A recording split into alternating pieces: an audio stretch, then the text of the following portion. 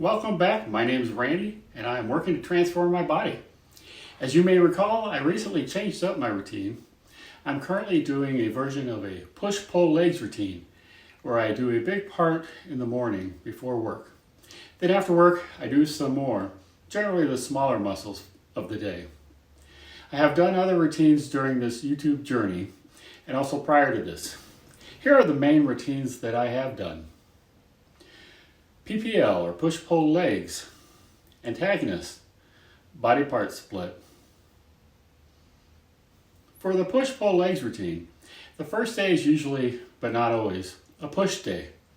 This will involve upper body muscles that are involved in a pushing movement, such as chest, triceps, and the front delts. Sometimes the side delts are also put here, but they might also be on the pull day. The second day is usually a pull day. This will involve upper body muscles that are involved in a pulling motion, such as the back, biceps, and the rear delts. And as stated earlier, the side delts will sometimes be in this group. The third day then is the quads, hamstrings, and the calves. Abs are either done whenever or not at all. The split is based on putting similar movements together. As for an instance, when you do bench presses, your triceps get quite a workout. So grouping triceps on the same day as the chest does seem reasonable. When you do pull-ups, your biceps are involved, so it seems to make sense to put those on the same day.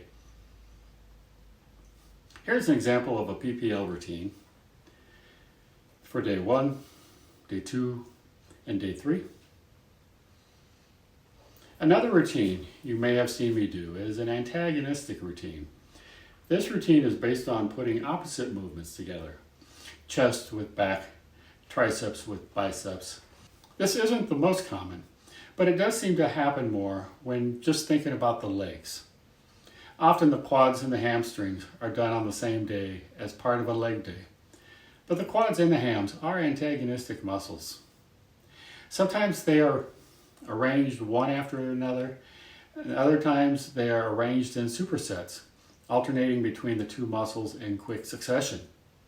This can save time and lead to larger, awesome pumps. There are different ways to arrange this sort of antagonistic routine, and here are 2 ways.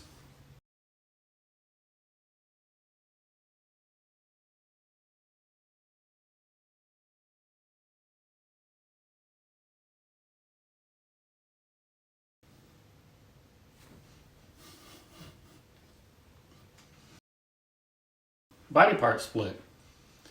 The body part split is a routine that used to be in a lot of articles in muscle magazines when I was growing up. This was before the eggs of the internet, when all I had as a resource were the muscle and fitness magazines. It seemed like this was the only way to do it. This routine takes each major body part and gives it its own day. While the sequence of days may vary, the basic breakdown is usually something like this.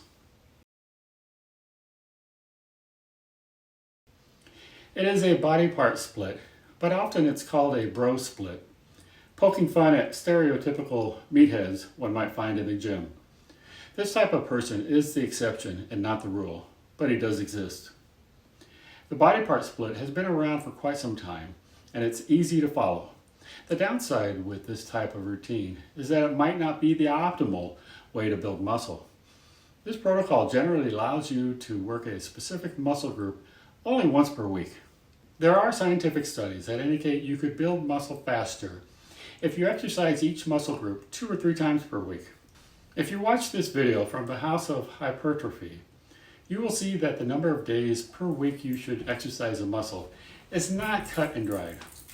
And the differences in the results of the body part split and something else might not be enough for you to worry about. Here are a couple of other common routines, but I haven't personally done them. The full body and the upper-lower split. The full body split has some nuances that may not be clear at first.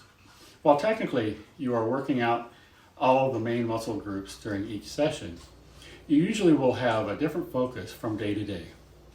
For instance, the back is a main muscle group that you would get hit each time. But in one session, you might focus on the vertical movements that target the lats, And on the next session, you might focus on the horizontal movements that target the upper back. This type of change-up helps to keep the routine fresh and helps to make sure you do not neglect key body functions and movements. You can also modify the sequence from day to day, such as this.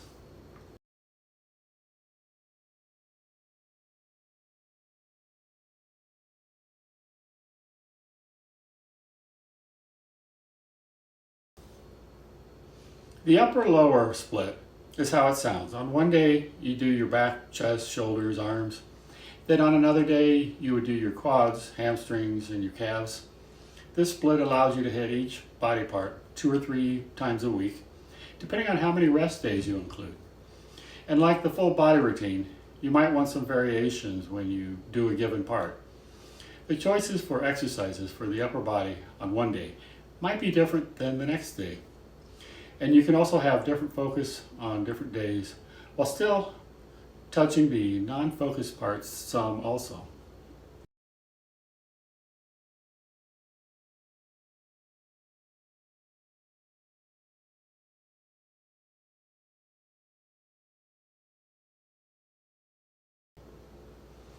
Here's a good video that goes into this some more. Which routine should you follow? Whichever one you want. In my opinion, the full body and the upper-lower splits are better if you have only been seriously working out for less than a few years. As you get stronger and build more size, and you want to continue growing, it often requires more reps or sets. This is what could cause you to need to switch from one of these 2 routines and do one of the others. Other than the time constraint, it likely will not make a lot of difference which routine you pick. Pick one and work it for a month or 2. If you're not satisfied, you can tweak it or go with a totally different routine altogether. I would suggest that you give a routine at least a few weeks to decide if it's right. You don't want to be switching up your routine too often. The danger of doing so is that you may find it hard to obtain any measurable growth or make any progress. When figuring out your routine, here are some other things to think about. How much free time can you dedicate each day? Do you work at the office for 9 or 10 hours per day? Do you have children living at home with you? Would you work out in the morning or in the evening or both? Where would you work out? If at a commercial gym, that will mean you need to plan on some travel time to and from the gym. The farther it is, the easier it will be to not go, like snow days, rainy days, early in the morning. If you can work out in your house or in your garage, that can eliminate some of those excuses. So what are your primary goals? This will help determine what types of exercises you will want to include in your routine. If you want to focus on pure strength, you will likely have fewer exercises, like the bench press, the squat, the deadlift. If you want to focus on overall conditioning, you may want some light weights, along with some cardio equipment. If your goal is to build something like a bodybuilding physique, that will require more variety in weightlifting equipment and exercises, but perhaps less cardio equipment. I really can't tell you which routine is best for you. I don't know where you are on your journey. A lot of the routines are really just as good as the others. I know which ones I have done and which I haven't. You may have to experiment. Well, that wraps up our discussion for today. Please like and subscribe to this channel and hit the bell to be notified when the next videos come out. Talk to you next time.